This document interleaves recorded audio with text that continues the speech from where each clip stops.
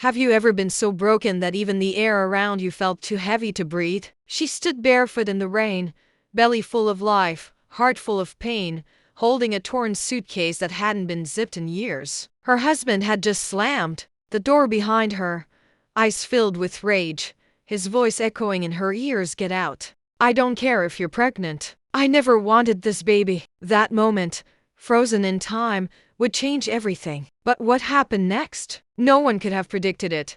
Her name was Emily, 27, a substitute teacher from a small town just outside Portland. Her world had once been a quiet hum of classroom chalk dust, warm tea on rainy mornings, and a shy love that had bloomed into a hasty marriage. She'd fallen for Daniel's charm, quick wit, easy smile, the way he could make a crowd laugh. But as months passed and responsibilities grew heavier, that charm withered, revealing a bitterness she didn't recognize. When Emily told him she was pregnant, she expected tears of joy. Instead, she got silence. Then, resentment. It wasn't immediate. At first, he distanced himself, canceled dinner plans, took longer walks, avoided the nursery she was building in their tiny spare room. But as her belly grew, so did the tension. Until one night, under the dim light of their kitchen, when a simple conversation about doctor's appointments spiraled into a storm of accusations,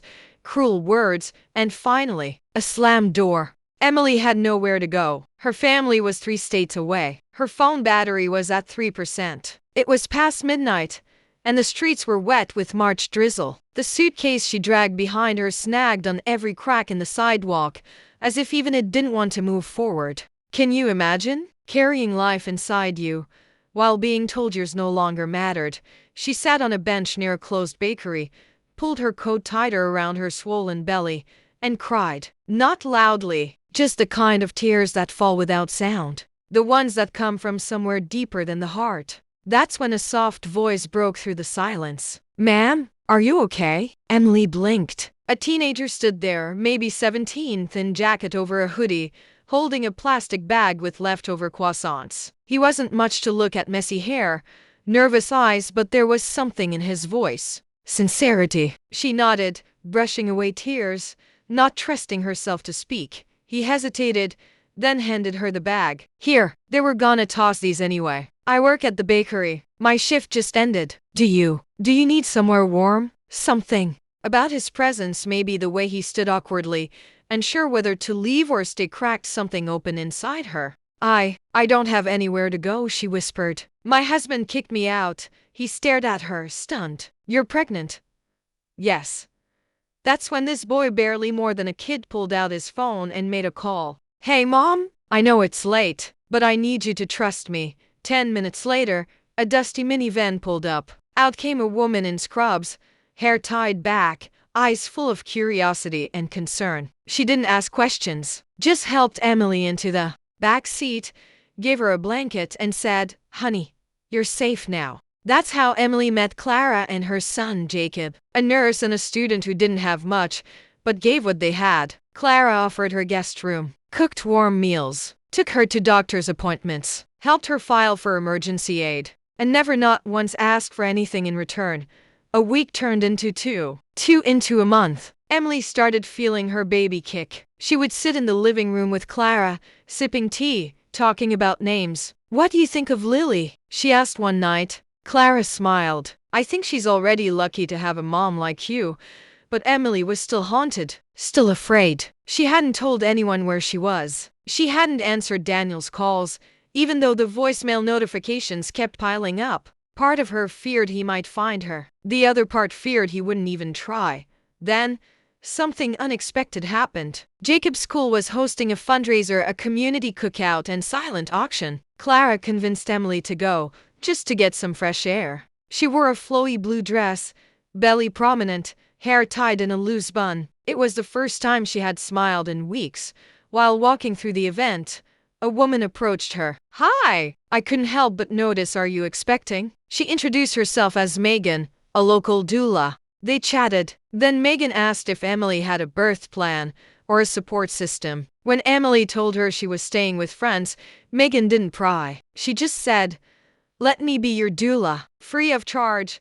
That was the second act of kindness. A stranger, offering her expertise not out of pity, but out of solidarity. Megan became Emily's guide, coach, and cheerleader in the weeks that followed. She taught breathing techniques, helped write a birth plan, and even brought baby supplies from other moms in the community. Emily had gone from a park bench in the rain to being wrapped in a village of people who didn't know her, but chose to care. But the most shocking moment came 3 days before her due date. She was home alone. Clara was working a double shift, and Jacob was studying at a friend's house when the doorbell rang. She opened it slowly, and there he was, Daniel. His eyes were sunken, clothes wrinkled, hair unkempt. He looked like a ghost of the man she'd once loved. "Emily," he whispered, "please. I know I don't deserve anything, but I haven't slept since you left. I didn't know how to handle it. I was scared. I was stupid, but I need to make this right."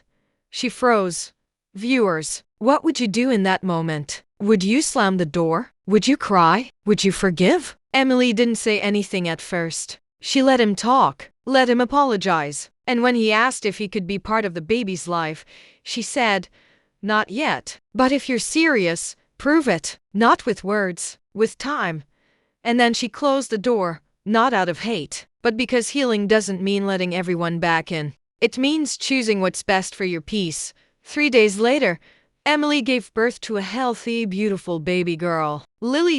In that delivery room were Clara, holding Emily's hand, Megan, guiding her through the contractions, and Jacob, just outside with a bouquet of wildflowers he picked himself. It wasn't the picture-perfect family Emily once imagined. It was something even better. It was proof that family isn't always blood. Sometimes it's built from kindness. Today, Emily lives in a small rental near Clara's home. She started tutoring again. She co-hosts a local support group for single mothers. And yes, Daniel visits Lily on weekends. He's working through therapy, rebuilding slowly, earning trust one moment at a time. And every night, before bed, Emily whispers to her daughter, "You were born from heartbreak, but raised by love." Because kindness didn't just save Emily. It rebuilt her. Can you see how one act of compassion, one croissant from a bakery, turned into a home? A new beginning. A ripple that changed multiple lives? That's the power of kindness. That's the miracle of strangers who choose love over indifference. If this story moved you even a little, please like this video, share your thoughts in the comments, and tell us, what's the kindest thing someone has ever done for you? Don't forget to subscribe for more real, inspiring stories just like this one.